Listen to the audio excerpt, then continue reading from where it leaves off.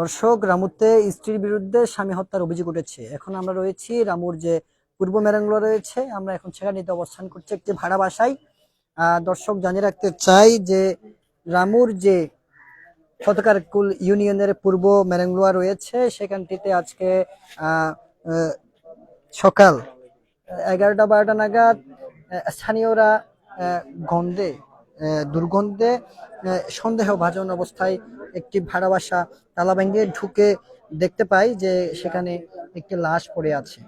এবং বাড়ির মালিক আমাদেরকে জানিয়েছেন, রায়াত সরওয়ার, তিনি জানিয়েছেন গত 6 মাস যাবত থেকে আহ, আহ, আখি আখি নামের একটি মেয়ে এই ভাড়া বাসাটি ভাড়া করেছিলেন এবং ভাড়া বাসা নিয়ে কিন্তু সে বসবাস করে আসছিলেন। এবং গত 4 দিন যাবত থেকে তিনি পলাতক অবস্থায়, অথবা তিনি এখানে তাকে দেখতে, তার নাম বাদল, তিনি পূর্ব রাজারকুলের বাসিন্দা। তাকেও তিনি গত গত কয়েকদিন যাবত থেকে নিখোঁজ ছিলেন। এবং পাশাপাশি যে আখির যে ভাড়া বাসা রয়েছে সেখান থেকেও তিনি পলাতক রয়েছেন। আজকের বাড়ির মালিক,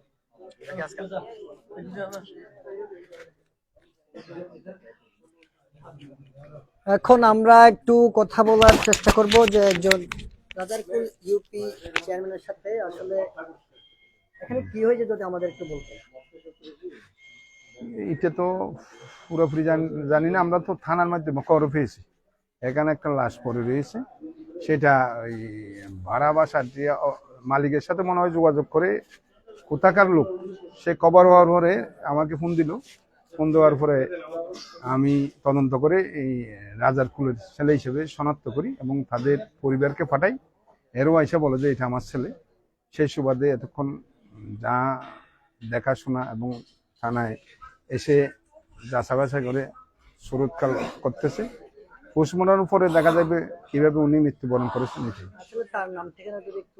তার নাম হলো এই বেলাল উদ্দিন বাদল, আর বাবার নাম হলো কাশেম, আবুল কাশেম। 9 নম্বর ওয়ার্ডের হাজিপাড়া গ্রামের।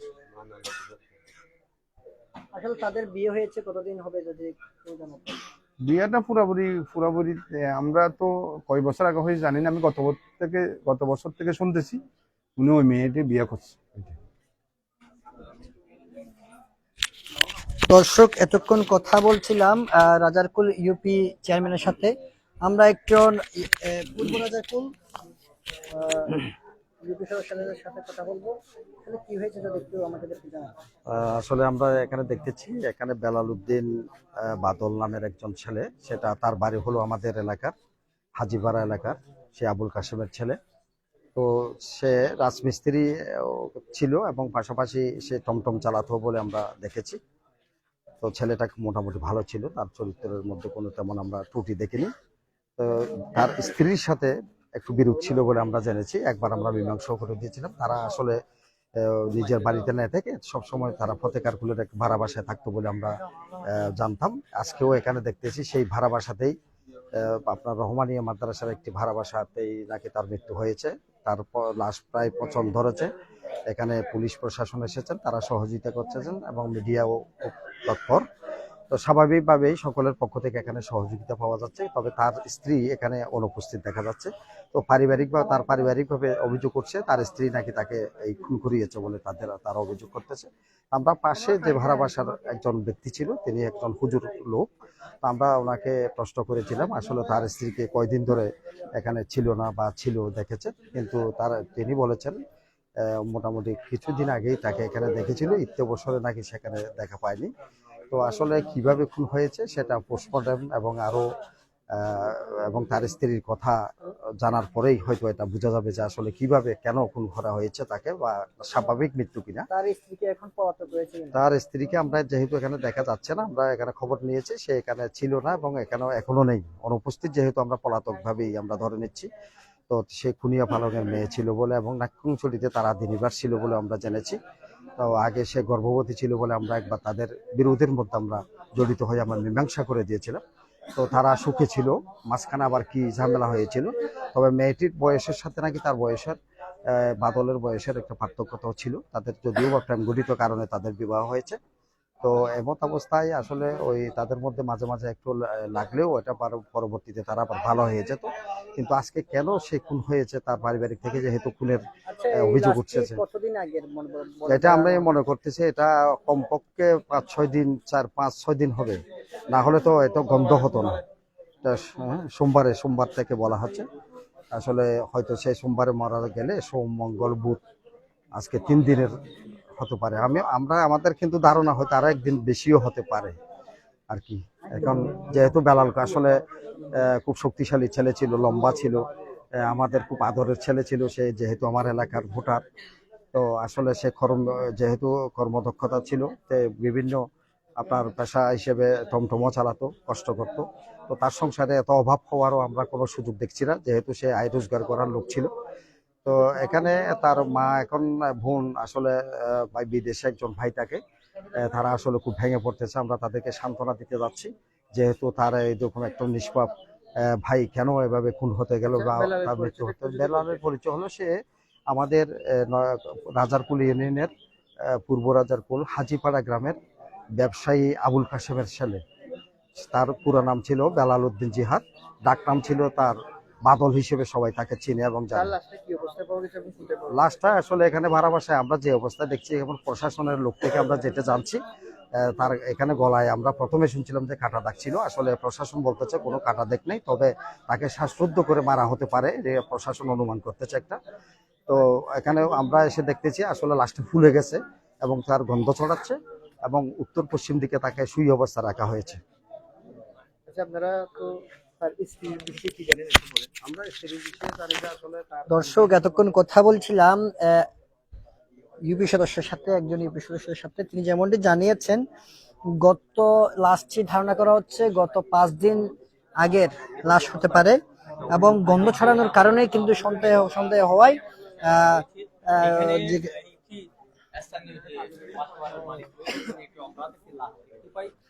আমরা বাসা ভাড়ার যে মালিক রয়েছে, আমরা তার সাথে একটু কথা বলতে চাই। আল্লাহ, আচ্ছা, আপনি বলেন কি হয়েছিল একটু বলতে। এই ধরেন ঘটনা হচ্ছে 3-4 দিন আগের ইফতারের সময় ঝগড়া লাগছিল ওদের। আমরা ইফতারও ঠিক মতো করতে পারছিলাম না ওদের ঝগড়ার জন্য। তো আমরা গেলাম, আমি গেলাম, আমার ভাইয়া গেল, আমার আম্মু গেল, তারপর গিয়ে ওদেরকে সমাধান করে দিলাম। তারপর বললাম এরপরের দিন তোমরা বাসা ছেড়ে চলে যাবা। তো বাসা চলে, তারপর ওই দিন ঝামেলা শেষ করে আমি নামাজে গেছিলাম, তারপরে এতটুকু ছিল। আসলে কি হয়েছিল, কি কারণে মারা হতে পারে আপনি জানেন কি? আবার কিভাবে আপনি দেখতে পান তাদের মরদেহ? মরদেহটা ছিল, আমি যখন ঢুকছি তালা ভেঙে ঢুকছিলাম, এই মশুরি এখানে একটা পর্দা ছিল, পর্দাটা সরে দেখলাম, পা দেখছি আমি, জাস্ট আর কিছু দেখি না। পা দেখার পরে আমাদের মেম্বার চেয়ারম্যান আছে না, কামাল মেম্বারের চেয়ারম্যানের কল দিলাম, কল দিয়ে বললাম এখানে এমন এমন একটা লাশ পাওয়া গেছে। তো তারপর বলতেছে তাহলে কাইন্ডলি গিয়াতে পুলিশের খবর দিতে বলতো। তো আমাদের সুজন ভাই একটা বড় ভাই আছে, বড় ভাইয়ের মাধ্যমে পুলিশটা খবর দিল, পুলিশরা আসলো, তারপর ওরা খুললো, মানুষ দিয়ে খুললো। এটা মশুরি ছিল উপরে, মশুরির উপরে আবার বেডশিট ছিল, নিচে কার্পেট আছে না, কার্পেট ছিল। তারপর লাশটা ছিল কম্বল, তারপর ব্যাট, এগুলো মোড়ালো ছিল। তো তার এতটুকু ছিল, আর কোনো কিছু দেখি না। কারণ হতে পারে কিছু জানেন, যেহেতু আপনি যে বাড়াতে এনে 2-1 বার ঝগড়া লাগছিল, আর ছেলেটা একটু ড্রাগ এডিক্টেড ছিল।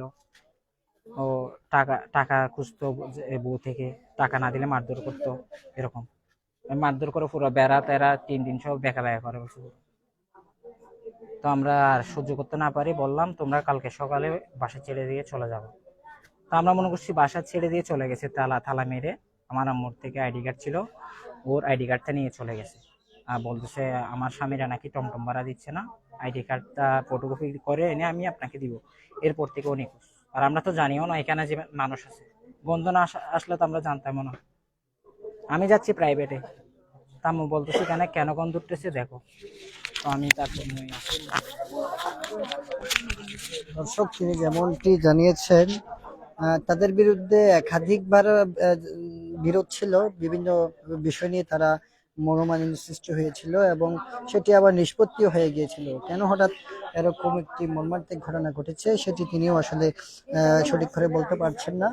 আজকে তালা গত 4-5 দিন থেকে এই উক্ত ভাষায় তালাবদ্ধ ছিল, সে তালাবদ্ধ অবস্থায় ছিল। আজকে দুর্গন্ধ ছড়ানোর কারণে সন্দেহ হওয়ায় তালাটি ভেঙে দেখতে পাই যে একটি মরদেহ পড়ে আছে এবং সাথে সাথে তারা রামু থানা পুলিশকে খবর দিলে রামু থানা পুলিশ এখন বর্তমান ঘটনাস্থলে রয়েছে। আমরা দেখতে পাচ্ছি রামু থানার পুলিশের কিছু সদস্য এখানে আমরা বর্তমানে এখানে দেখতে পাচ্ছি। এখন এসেছেন, তিনি জানিয়েছেন এখানে কেন হত্যা হয়েছে সেটি মহিলা তদন্তের মাধ্যমে বেরিয়ে আসবে। আমাদের